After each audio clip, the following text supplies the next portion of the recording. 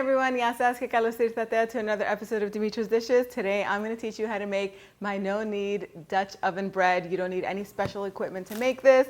It comes together in 5 minutes, and then all the rising is no hands necessary, no work necessary. It just happens on its own. It's delicious, crispy on the outside. It looks and tastes like bakery bread, and maybe even better, and it's healthier because you've made it at home with good quality ingredients. Let's get started. Okay, so we're going to begin by making the dough. In a large bowl, we're going to add 3 cups of either all-purpose flour or bread flour. I'm using all-purpose because that's what I always have on hand, but if you have bread flour, it'll come out even better, but this works. Next, I'll add 1.5 teaspoons of salt, a tablespoon of granulated sugar, and 2 teaspoons of active dry yeast. And this is for the quick rise method. I do prefer the overnight method, and to do that, it's all the same ingredients except instead of adding 2 teaspoons of active yeast, you're going to add half a teaspoon. That's it. And then the liquid is the same for both ways, 1.5 cups of lukewarm water. We're just going to mix this all up beginning with a wooden spoon, and then it's going to be too hard to handle with the spoon. I'm just going to go in with my hands and just mix everything together until there are no longer any streaks of flour. And at this point, I'm just going to cover it with some plastic wrap. You can use a clean kitchen towel. If you're doing quick rise and you've used 2 teaspoons of yeast, then you're going to let this rise until it's doubled in volume. That can take between 1 to 2 hours. If you're doing it overnight, you can leave it at room temperature for 12 hours or up to 18 hours, and it's going to take that long for it to double up in volume. Next, we're going to get a Dutch oven ready. Now, make sure that it's clean, because if you have anything in there that hasn't cleaned off properly, it's just going to get darker as it bakes in the oven. We're going to take the cold Dutch oven and put it in the cold oven and turn the oven on to 450 degrees Fahrenheit and let it preheat together. This is going to prevent the enamel from chipping or cracking or anything like that. You never want to put a cold pot in a hot oven. That'll cause it to crack, most likely.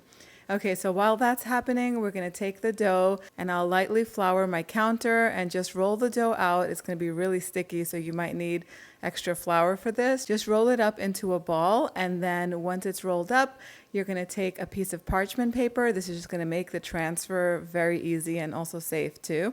And we're going to lightly flour the top of the parchment paper and put the ball of dough on top. Cover it with a clean kitchen towel while the oven preheats. This is going to take between 30 to 40 minutes, so that way the oven gets nice and hot and at the right temperature. And the dough is also going to fluff up a little bit more. If it spreads out too much, then just roll it up one more time before you bake it, and you don't have to wait for it to rise at this point.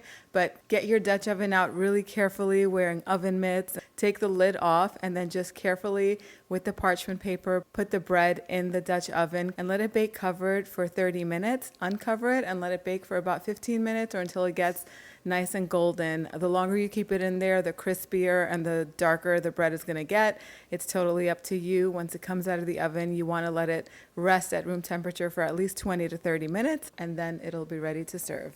Okay, so you might have noticed that there are differences in the 2 breads. So the slow rise bread, the one that rose overnight and that has less yeast, it's a little better looking. It's more rounder. It held the design that we made on top. It just looks nicer overall. The texture on the inside is identical, and on the outside, they're both very crispy and they're both very soft and good on the inside. The slow rise method does make a little bit of a tastier bread. It gets a little bit of a tanginess to it, almost like sourdough, but not exactly. It's really good, but the quick rise looks just a little flatter, and the design kind of melted into the bread. And that's not really because of the greater amount of yeast. It's because it works faster. There's more yeast in there, so it just works faster and rises faster. So even though they both sat out for the same amount of time while the oven was preheating, the one with more yeast flattens out quicker.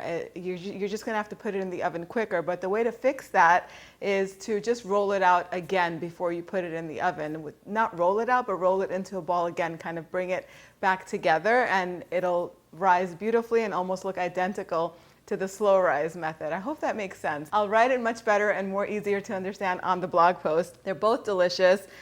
They're both going to look beautiful too, but that's a little trick for you to know. If it flattens out, just put it back together and form it into a ball, and you don't have to let it rise again. Just carefully put it in the pot Be very careful when handling the pot. Definitely use oven mitts because it's going to be so scorching hot. And like I said, gather it all together, put it back in the pot. The parchment paper really makes the handling of everything much easier and the cleanup easier too. One more tip, make sure that your pot is clean before you put it in the oven, because any little stains that are in there are just going to get darker when it's baking at that high temperature. Time for the taste test. I can't wait anymore. And you can hear how crunchy it is, even though it's been sitting here for a little while. I love to dip this in some olive oil. So good. Absolutely delicious. So easy to make. I hope you guys give this recipe a try. You can flavor it with your favorite herbs. You could even add feta cheese to it. If you want me to teach you how to do different flavor variations, post them down below in the comments and I'll get to them. You can freeze this bread. So if you're making several batches, once they come out of the oven, once they're fully cooked, let them come to room temperature, let them cool down completely. Then you can put them in freezer safe bags or wrap them with plastic and then foil, and they'll stay fresh in the freezer for a couple of weeks. Take them out, thaw them out, and then just toast them in the oven before you serve them. I hope you guys give this recipe a try. The exact measurements are on the website, dimitrasdishes.com. Thank you so much for spending time with me today. I'll see you all next time. Yes, us.